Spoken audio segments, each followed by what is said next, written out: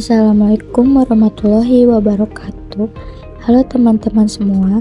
Di sini alhamdulillah saya berkesempatan mewawancarai Bapak Dr. Ega Bramasta Akidapi MMRS selaku Direktur Rumah Sakit Majalengka yang akan membahas mengenai prioritas utama masalah kesehatan yang berada di wilayah kerja Rumah Sakit Majalengka. Beliau merupakan lulusan S1 kedokteran di Universitas Malahayati, Bandar Lampung, lalu melanjutkan S2 Manajemen Konsentrasi Manajemen Rumah Sakit di Sekolah Tinggi Ilmu Ekonomi Gotong Royong, Jakarta. Nah, beliau ini sudah menjabat sebagai Direktur Rumah Sakit Majalengka sejak bulan Mei 2025. Untuk lebih lanjutnya, mari kita simak video. Sebelumnya, perkenalkan saya Michelle Putri Utami, mahasiswi semester 5 Universitas Siliwangi, jurusan Kesehatan Masyarakat. Bapak izin untuk memperkenalkan diri. Biodata singkat Bapak dimulai dari nama, pengalaman karir, asal, dan latar belakang pendidikan Bapak. Oke. Assalamualaikum warahmatullahi wabarakatuh. Waalaikumsalam. Saya Ega Bramasta Akidapi yang saat ini saya menjabat sebagai Direktur RSUD Majalengka. Kalau karir saya cukup banyak ya, karena saya berawal dari dokter di Puskesmas, berawal di Puskesmas Majalengka Batam itu tahun 2008,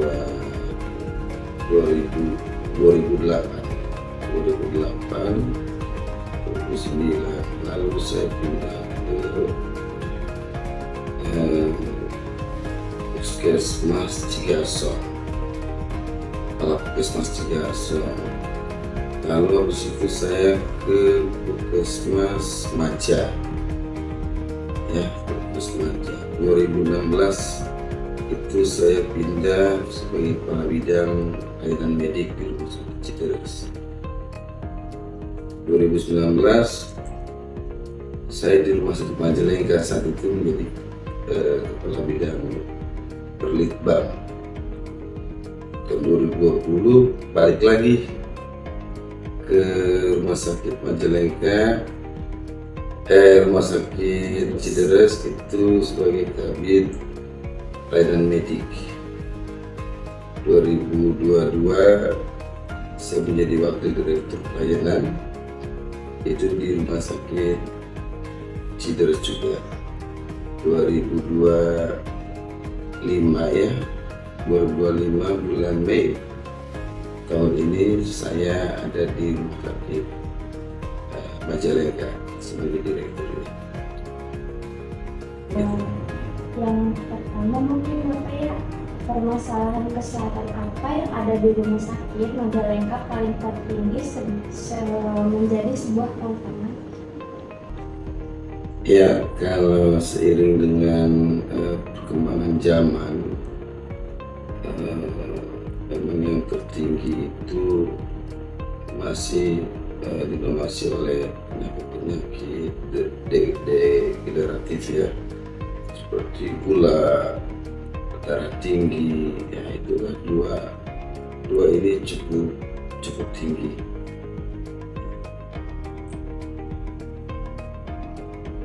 Pak, untuk pertanyaan yang kedua, apa kewenangan Bapak dalam mengambil kebijakan, khususnya kebijakan kesehatan? Untuk kebijakan kita kan selalu berawal dari pusat ya. Kita ada Kemenkes, aturan-aturan regulasi yang dibuat oleh Kemenkes biasanya kita turunkan, kita terjemahkan di daerah melalui dinas kesehatan, nanti akan kita implementasikan di rumah sakit. Jadi tidak ada aturan-aturan yang memang muncul baru seiring undang-undangnya ya, jadi tetap berpatokan dari pusat. Untuk yang pertanyaan ketiga, program kesehatan apa yang diambil untuk menangani permasalahan penyakit tersebut? Untuk program kita lebih memilih yang seiring berjalan dengan harapan-harapan dari pemerintah ya, karena tadi seperti pasien-pasien degeneratif, diabetes, lalu darah tinggi, ini seiring dengan itu ya kita jalankan juga biar seirama. Seirama memang seperti hipertensi contohnya. Hipertensi ini satu hari mungkin yang datang ke rumah sakit bisa 100 sampai 150 orang, karena memang perlunya kontrol karena pasien-pasien ini kan pasien-pasien yang memang tidak bisa lepas begitu saja. Makanya pemerintah itu dalam hal ini melalui BPJS ya, ini untuk pemberian obatnya saja 1 bulan sekali, 1 bulan diberikan. Kenapa sampai sejauh selama itu? Supaya tidak putus, minum obatnya nggak putus. Karena kalau hanya dikasih obat 2-3 hari seminggu, nanti dia malas lagi ke rumah sakit. Padahal penyakit-penyakit seperti ini tidak bisa putus obat. Jadi harus terus dan terus. Kenapa harus terus menerus? Karena setiap hari kan kita harus berpikir, karena setiap hari kita harus beraktivitas, ini akan meningkatkan kadar. Begitu ya programnya terus berjalan.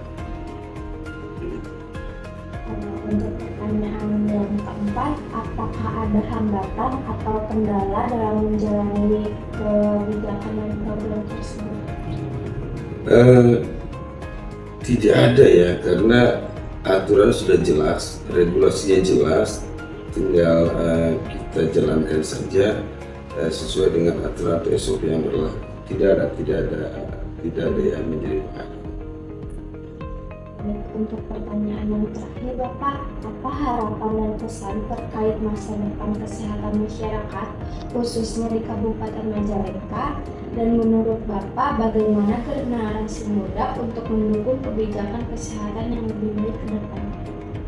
Ya, harapan kami di RSUD bahwa RSUD Majalengka ini akan menjadi rumah sakit unggulan ya, di rumah sakit di Kota Majalengka. Kami berharap untuk kepada masyarakat tingkatkan kesadaran tinggi untuk kesehatan. Kalau bukan kita, siapa lagi? Karena kita yang tahu bagaimana kondisi kesehatan kita saat ini dan nantinya, sehingga perlu sekali yang namanya pendeteksian dini ya, supaya kita tahu kondisi kita saat ini seperti apa. Lalu harapan saya kepada generasi muda diharapkan bisa mengenal tentang kesehatan lebih dini ya, supaya bisa mengatasi dengan kemajuan zaman, dengan kondisi saat ini luar biasa. Ini berbagai penyakit bisa datang, dengan kita berarti kita bisa menghindarinya. Lalu dengan kita punya wawasan tentang kesehatan, juga kita bisa nanti mengatasi kesehatan ini. Itu mungkin harapan dari kami, dan gunakanlah rumah sakit daerah Majalengka ini sebagai salah satu sarana fasilitas kesehatan yang ada di Majalengka. Terima kasih atas jawaban-jawabannya. Terima kasih sudah bersedia untuk diwawancarai. Mungkin itu harapan dan pesan yang dapat bisa disampaikan oleh Bapak Dr. Ega Bramastaki Dapi, MMRS, selaku Direktur Rumah Sakit Majalengka. Terima kasih atas perhatiannya. Wassalamualaikum warahmatullahi wabarakatuh.